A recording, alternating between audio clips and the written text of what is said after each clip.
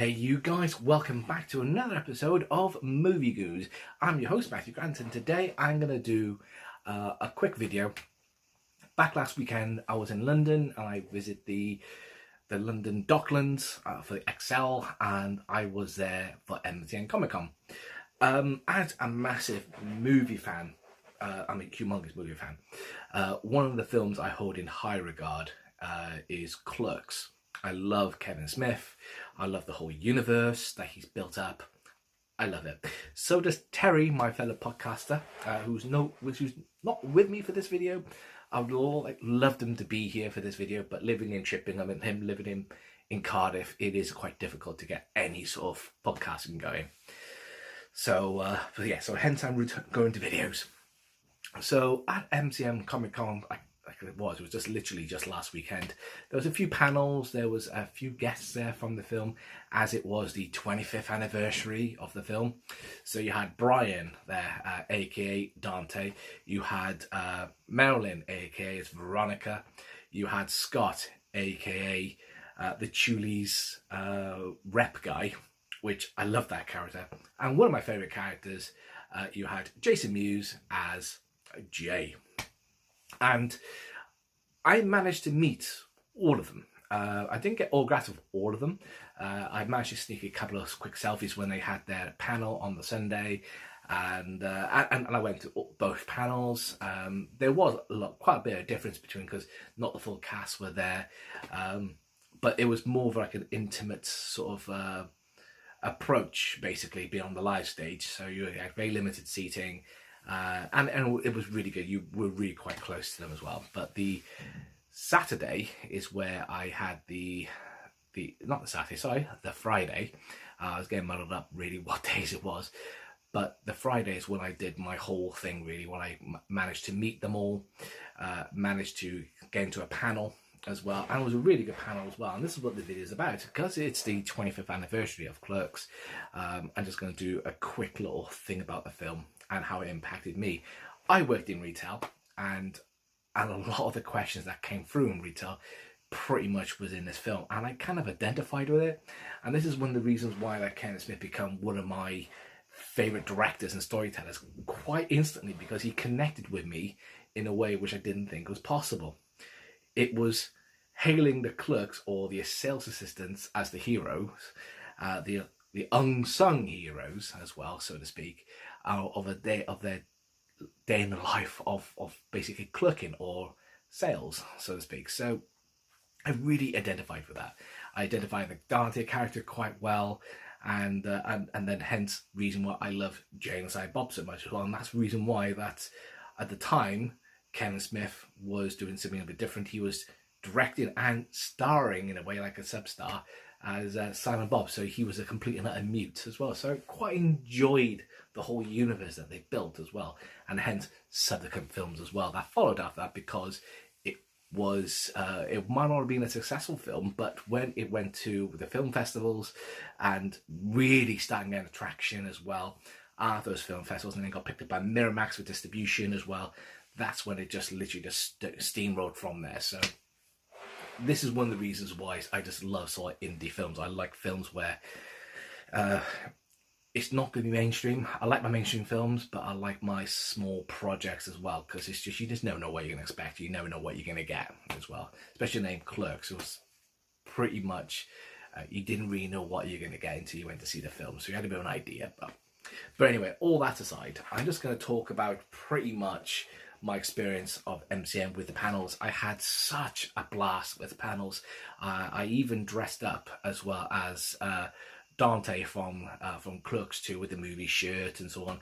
Didn't do an exact cosplay, but he did say that I was like his stand-in double as well, which was, I had a couple of nods as well, I had a few little chats as well, and such a nice guy as well. I managed to on the Saturday, because when I see him on the Friday, I told him about my other costume as well, and the connection with the 501st a little bit, and the Rebel Legion, which I'm inspired to be a part of, hopefully soon.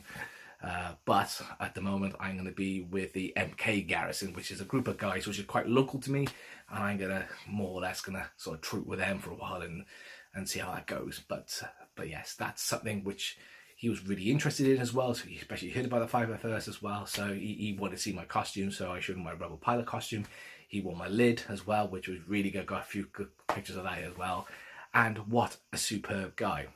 Absolutely a gem. Then I met Jason Mewes, and wow, just what a legend he is. I had a good chat with him as well. He was really so fan friendly.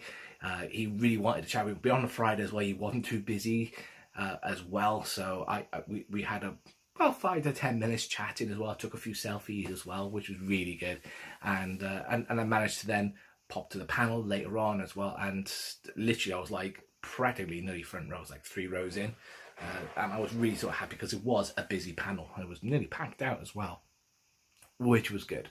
But anyway, I'm going to cut from this, and it's going to go to 2 parts to a video. It's going to be, the first part is going to be the panel itself. Okay, so be warned, the camera work isn't the best. Not compared to my other panels I've taken as well, of the Hasbro panels right front row, but I forgot to bring my tripod, so which is a bit of a shame. So I had to use my arms, and I was like this, but bear with it. Okay, it is a really good panel for people who couldn't be at MCM Comic Con. At least if you're a Clerks fan as much as I am, you'll be able to see this particular panel, and I hope you enjoy. I didn't record the Sunday panel because that panel was pretty much nearly the same as the first one, but it was still enjoyable as well. So I still enjoyed both panels. And as well, there's a question as well that I managed to ask Brian as well, aka Dante. Okay, so you'll get to that as well, and then you get a chance to see me in my costume as well, so you can hold my phone, and I was on the video wall, so that was pretty cool. But anyway, I'm going to cut to that, and I hope you enjoy the panel. Take care. Just stay away from the internet for the end. So all this kerfluffle and stuff, by the time I get to it, it'll be all gone, and I'll watch it then, and like, really? This was what the whole hubbub was about? That's it. You've got to wait until George R.R. Martin does the other 2 books before you can compare the endings, you see. Well, it's a marketing ploy. At least he can still create some books. That Tolkien guy, he's done. So yesterday, so done. Right, guys. It's been 25 years since we met Dante at the Quick Stop. What's been going on? We've all gone online shopping and put Dante out of work, I guess. You know, what's been great about it? It's that over the 25 years, Kevin's been really cool about creating a world that was his real world, that was his real job, and he had his good friend Brian Johnson, who was his real Randall, and Jay has always been Jay, and so writing about what was around him was a phenomenal success, and the fact that I got to be a part of it, and we all got to be a part of it, was awesome. And we have more coming. I moved to California, and I'm there 22 years now. Still pounding the pavement, as they say. I've done a lot of other independent films that you can look for on Amazon and check out. A couple sci-fis and a little horror. But also working in the industry as a hair and makeup artist, and working in salon and whatever jobs I can find. Do you make pasta? Do you make pasta for your boyfriends? Do you bring pasta to their work? I have made pasta for people. Lasagna, to be specific, yes. But there's no boyfriend right now, so. Wow. Super grateful to be a part of the Fused universe. And I keep really busy. I have a digital studio. I do indie film scoring. I was a musician before I was an actor. And just awesome to be a part of what Brian was saying, the universe that Kevin created. Got to be in a movie called Vulgar, which is another Fused film. Gotta check that out, right? Comic Book Man got to guest on there, was dynamite, so it's all good. 25 years was like a blink of an eye, though. Sorry, I didn't realize. I thought were you talking about the characters, what they've been doing for 25 years, or the actual people? Both. Both. All right, sorry. They've been all talking about themselves, and I was like, wait, are they talking about Dante, what he's been doing for 25 years? What have I been doing? Same thing. I mean, I've been in all the movies with Kevin for 25 years, and then I've done some independent movies as well. I've been streaming the last year video games on Facebook, which has been really, really amazing. Having a baby, trying to stay sober. I guess I've been staying sober for a while now, so that's been good. But yeah, it's been awesome. I directed my own movie, which Brian was in, and it'll be out hopefully in August. So the first movie I got to direct, and also I've been doing my own solo stand-up comedy. I don't want to say it's stand-up comedy as much as storytelling, but almost. That's what I was out here. I was out here doing all week before I came here. I got here last night, like 2 in the morning or so. I came from good old Derby. You wankers. Yeah. So waffle on, mateys. I'm learning all sorts of stuff, like fucking Bell End. Ooh, that's my fucking favorite. Yeah, Bell End. Thank you.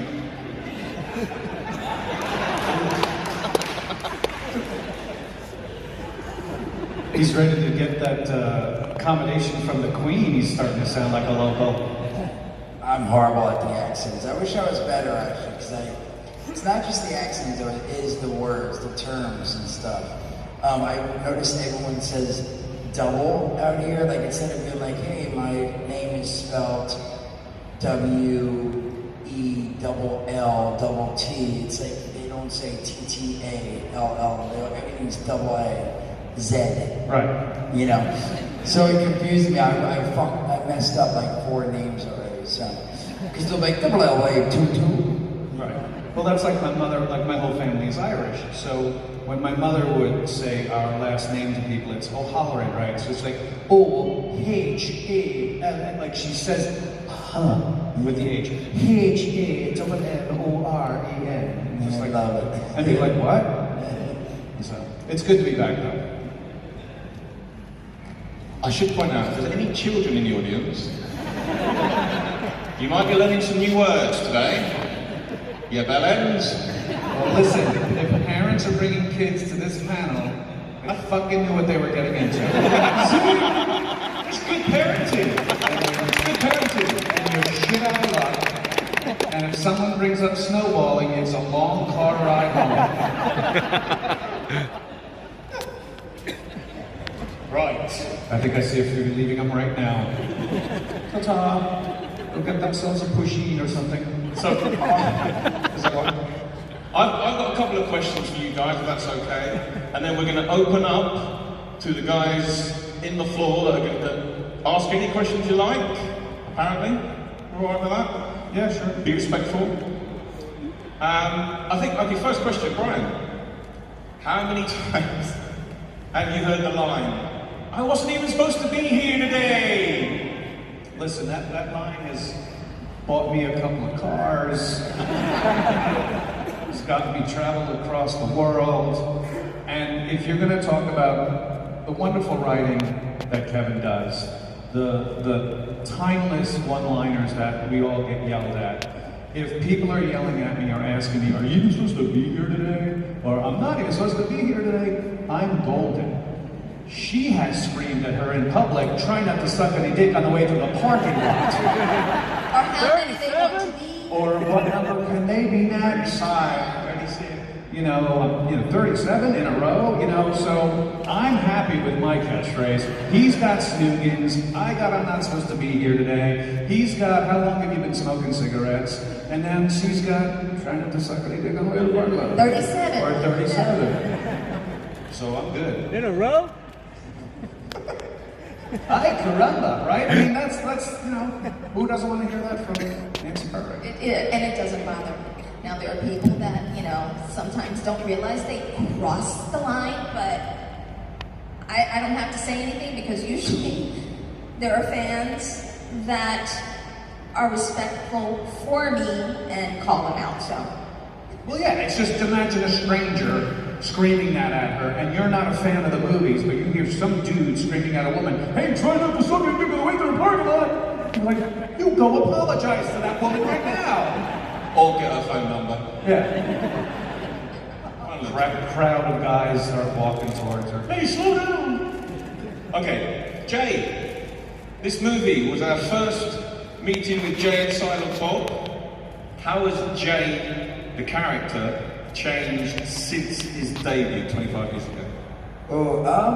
You know what? I think Kevin did really well at writing and changing Ashley as the years went on and I grew up. Again, you know, in Clerks, that's exactly how I acted as when he met me at 13 or so, up to when we made the movie.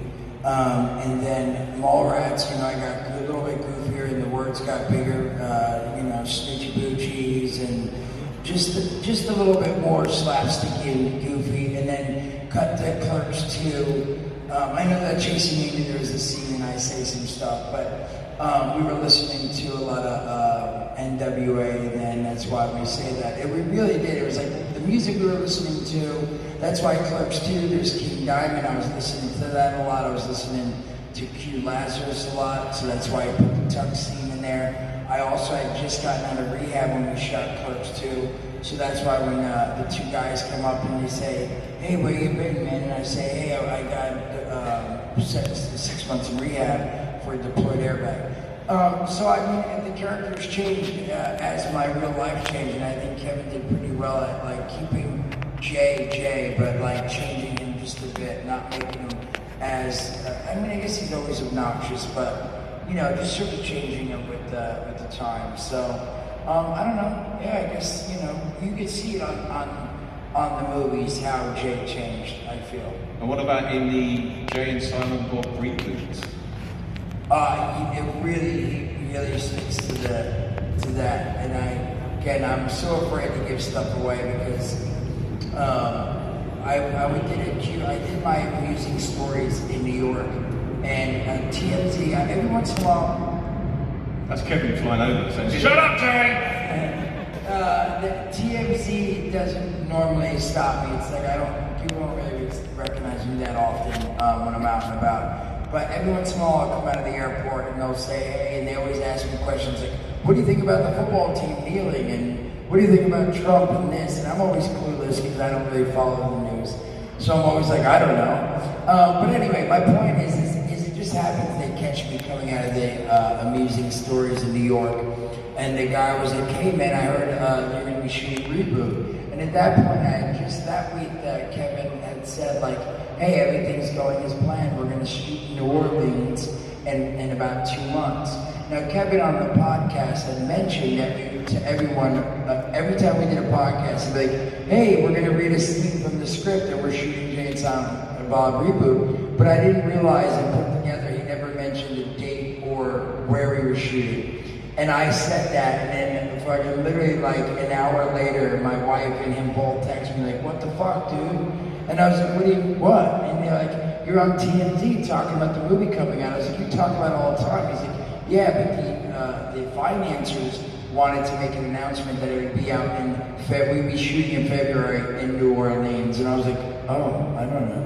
And so they weren't that pissed because it wasn't that big of a deal. Because I only just said around, in around 2 months in New Orleans.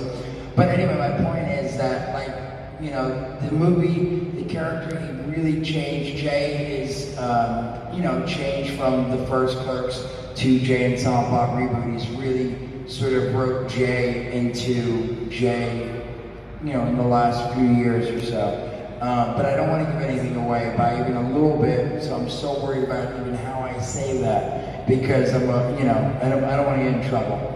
But I'm going to say... Does that make sense? Yeah. But I'm going to say, it has nothing to do with the plot or anything, that watching him, and because I'm a part of the film as well, watching him be working on Reboot, and the work that he did on Reboot, you guys are in for a giant, huge, wild, hilarious ride. This is forever. Stop it. Thank you. You're the reason you're top billing in the title, sir. Thank you, sir. That's very nice, honestly. It was fun. It was a lot of fun. We had fun. And there's a lot of cool people who jumped, like people from the old movies. And I don't know, Kevin did really well, I feel like, writing all the movies and sort of throwing in these little throwbacks. Right. This is without the horrible sacrifice of certain main characters in Endgame, This is like Kevin's endgame of bringing all the previous films and people and characters together for a really great moment in the film. Marilyn, is it true that you got the part of Veronica because you could cry on the pew, and has this ability or any other ability helped you in any other situation? Well, this is what I was told, and supposedly Walter from Comic Book Men was freaked out about it. But the monologue itself that I had done was something that was very much here.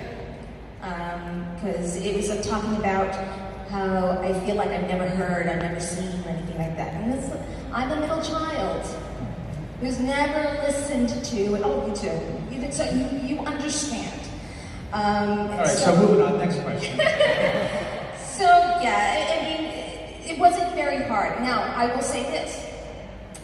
That wasn't necessarily my best performance of that monologue. I've done it so much better, but I'm glad it got me the part. And wait, I want to know, does it help you in other situations? As far as... Has it helped you in other situations where you're just crying through like... Officer, I wasn't speeding. Yeah. I'm on my way to my dining honestly, I'm such an emotional person, I can cry at a commercial. I mean, and little videos that I see on YouTube or social media and about these very heartwarming things, and I'm like, oh my God. So yeah, it doesn't take much to get me crying. You were about to cry at last night's dinner because the dinner was too spicy for you. You were. She was like, take this back. No, but we've been in situations where it's like we're all, it's a family for me when we come and get together, and there have been moments where we're sitting at dinner and we're talking, all of a sudden I get all teary-eyed and get emotional, so yeah. Yeah! Let's make her cry now! I love this big TV screen up here, man. I know, you want to play Fortnite on it, don't you? Big J. That's a great angle of you, buddy. There you go. Look at that. You lost some weight, I see. Not really, but I love it. I played Fortnite last night on a projector in Derby in the quad where I did my show. They had a projector in the office and they let me stream there. It was pretty cool. Wasn't that big though. That would be actually cool. Anyway, go for it, young man. Scott! Yes. When Dante got to the store, the shutter was stuck because some gum was in the lock. Can you confirm, was this Julie's gum? Absolutely. And was it you who did it? It's a lot of speculation about that. Bunch of But savages in this if he would have town. jammed the locks, then he never could have gotten in to do his spiel. So it doesn't make sense he would have jammed the locks. He likes them on. Don't worry about it. I don't want to sit anymore, sorry.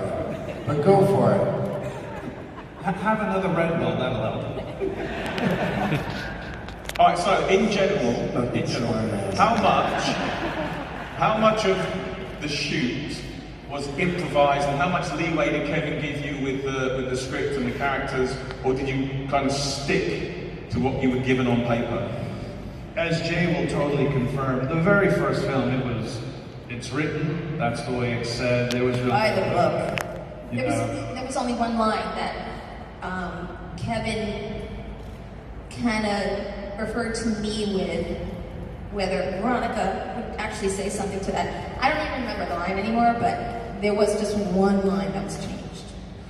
but as far as like delivery, he would give you notes on delivery. With Jay, he would give Jay the essence of what he wanted to get out of him, and then Jay would just be Jay and roll with it, so which was always great. As the years went on, like by the time we got to Clerks 2, which was 10, 11 years later, he had worked with Jeff and I, and obviously Jay, for quite a few years by that point. And so he took our input as to, well, maybe we could do this, maybe we could do that. He was really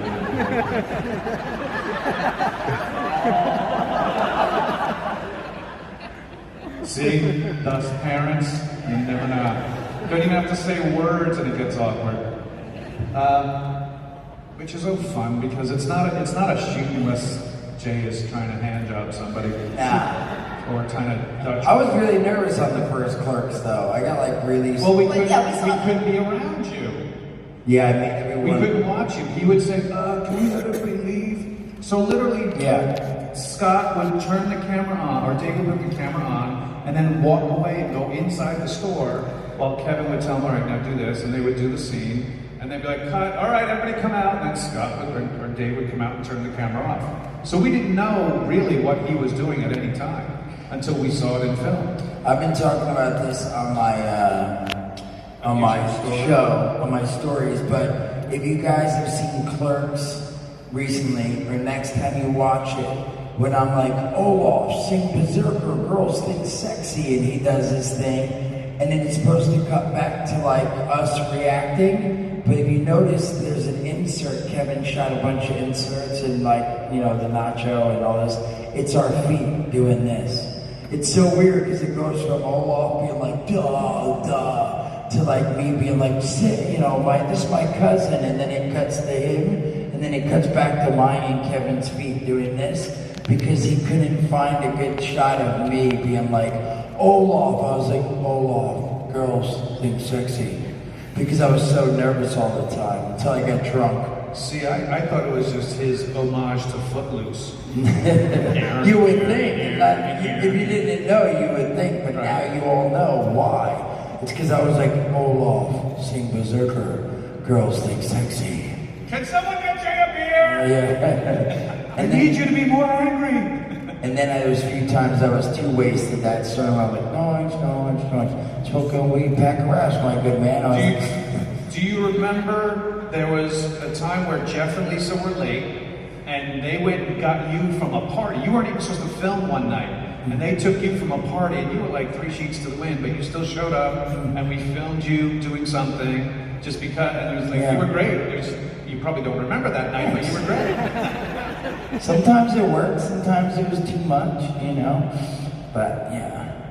And now you just get a natural high. And yes. So, when you were filming this movie, did you have any idea at all? This is going to look 25 years. This is going to be great on your resume reel. 25 years later, that it would become a cult classic, and you'd still be asked about it 25 years time. Well, that's the greatest thing about this movie is that we actually suckered all you motherfuckers into thinking that it's a great movie to keep on watching it, which is great. Now, honestly, I didn't think at the time we were making it, because it was so independent, that it would, I didn't know about the industry enough to go like, well, you make a film, you take it to film festivals, hopefully someone buys it and wants to distribute it. I didn't have that wherewithal. I was a young actor just wanting to get into work and stuff like that. While Kevin and Scott and Dave, who went to film school, knew the whole steps of getting it done, and with their persistence, we got it into the New York independent feature film market, which then one person, thank God, by the name of Bob Hawke saw the film and then recommended it to Sundance. But I always thought, like, look, you know, at best I get a VHS copy of the film. Kids ask your grandparents what a VHS copy is. And then I'd be able to show it to friends like, hey, look what we did, this goofy fucking movie at this guy's convenience store kind of thing. But thank God that people saw it and that it picked up and it resonated with people, because I think it resonates because everybody's been to a shop where you've either worked in a shitty retail position where you're overeducated, underemployed, where, God man, I gotta get out of this startup job and move on. Or you've been to a store where you've been treated like shit and you're like, why do these guys even have a job? A bunch of fucking idiots. So I think that's why it still resonates. Kevin's writing and the fact that he's been so successfully prolific over the years with this universe and lovable characters like Jay and Silent Bob and the people like, you know, T.S. and Brody and all these great characters come together, and it's a world that I'm glad I'm a part of. Kevin just has a way of expressing himself that I admire so much. I really do. I wish I could talk like that. Alright guys, if you've got a question for our panel. I hope you enjoyed that panel as much as I did. I really enjoyed being in that panel, being really close to him as well. There was some really good antics from Jason Mewes, from the whole cast really. Some really good questions, which I didn't record all the questions, I only recorded my question because it was more relevant to what I wanted to do, and it was really good as well. Brian, aka Dante, saying some really nice things about my costume as well. It was really, really good. I didn't put too much effort into it. I just got my hair looking black. I got some makeup to do all that nice and black as well. And like I said, it was just an easy cosplay, and it was fun doing it as well. And to be honest, it was phenomenal getting a chance to interact with them as well. So I had some really good remarks from people around me. There was only one Dante there, and I was that Dante. So it was really, really, really good. And not everybody recognized me, but only the die-hard Clerks fan really recognized me. So that for me made me proud as well. And there was a few people taking photographs of me as well, and that was awesome. So I'm going to cut over to my question. Okay, I hope you enjoyed my question, and I hope you enjoyed the overall of this video. Hopefully I'll get more type of these videos done as well, and hopefully I'll be able to do more of my movie goons. I have got a few toy reviews I need to catch on, because I did buy a few nice pieces at MCM, and I got a review of my mate's Korean car bots. I really need to do that. There's been a lot of things going on. It's just been so hard to try and get time to do videos. It's been really hard. So I need to, I know I said it before, I do need to pull my finger out of my backside. But anyway, snap of fingers, I'm gone. Just like Thanos snapped the rest, or half of the universe. So I'll see you guys later. Take care. Bye-bye. Oh good, my substitute's here. Here we go. What can I say? This is a question pretty much for you, Brian. It's from the directed cuts, or not directed cut, the deleted scene where you got shot at the end. Yes. What was the reason for that change? And I remember that scene quite well. You look quite surprised. Can you give any sort of insight who was going to do that? Or was that just some random douche?